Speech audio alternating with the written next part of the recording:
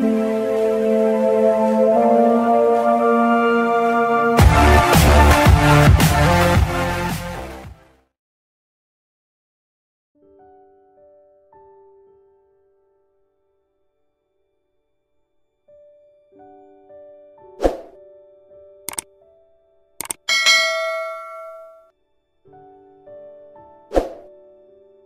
datang di channel ini dan selamat hari Minggu. Sahabat-sahabatku yang terkasih, bacaan-bacaan hari ini sebenarnya berkaitan dengan bacaan-bacaan sebelumnya dalam minggu ini. Khususnya bacaan-bacaan pada hari Jumat 18 Februari 2022 yang sangat menyentuh saya. Di dalam bacaan pertama di hari Jumat, Santo Yakobus mengatakan, apakah gunanya kalau seseorang mengatakan bahwa ia beriman tetapi tidak mempunyai perbuatan? Karena itu, iman yang tidak disertai perbuatan, maka iman itu pada hakikatnya mati. Baginya, iman harusnya bekerja sama dengan perbuatan-perbuatan. Dan oleh karena perbuatan-perbuatan itu, iman menjadi sempurna. Kehidupan beriman adalah suatu kehidupan yang berproses secara rohani yang harus terus diperjuangkan sehingga iman itu berbuah secara rohani pula. Salah satu buah rohani dari kehidupan beriman adalah mengampuni. Artinya semakin kita beriman kepada Yesus, maka tentunya kita juga harus semakin mengampuni. Disinilah kita bisa melihat kerjasama antara iman dan perbuatan. Di dalam bacaan kedua hari ini, Santo Paulus menjelaskan tentang manusia yang bersifat jasmania dan manusia yang berasal dari surga. Santo Paulus berharap agar sebagai pengikut Kristus, kiranya kita yang mengenangkan rupa dari manusia yang alamiah, kelak juga akan mengenangkan rupa dari yang surgawi. Dalam permenungan saya, salah satu sifat yang dimiliki oleh manusia surgawi ialah kualitas pengampunan. Di dalam bacaan pertama, Daud memperlihatkan kualitas pengampunan dengan sangat indah. Pada waktu itu, Daud sudah berhadapan dengan Saul musuhnya yang sedang tertidur pulas. Tetapi Daud tidak membunuh Saul, padahal itu dapat ia lakukan.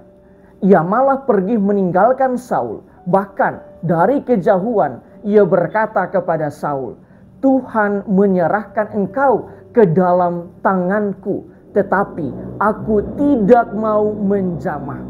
Di dalam bacaan Injil, Yesus juga menegaskan tentang kualitas pengampunan ini. Yesus mengatakan, kasihilah musuhmu dan berbuatlah baik kepada mereka dan berilah pinjaman tanpa mengharapkan balasan.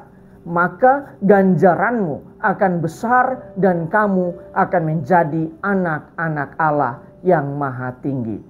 Sahabat-sahabatku yang terkasih, berdasarkan bacaan-bacaan hari ini, marilah kita merenungkan sejumlah remah permenungan berhubungan dengan pengampunan. Pertama, kualitas iman Kristiani juga ditentukan dari kualitas kasih dan pengampunan.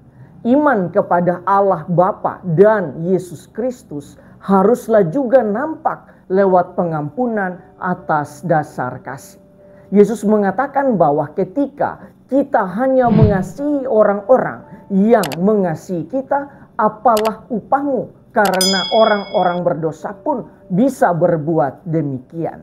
Sebagai orang yang beriman kepadanya, maka standar kita tidak hanya sebatas mengasihi orang-orang yang telah mengasihi kita, tetapi harus mampu mengasihi orang-orang yang menyakiti kita.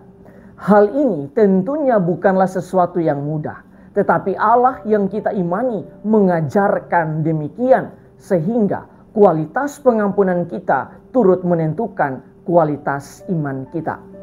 Kedua, dalam permenungan saya, Yesus meminta kita untuk mengasihi musuh karena musuh juga adalah manusia seperti kita.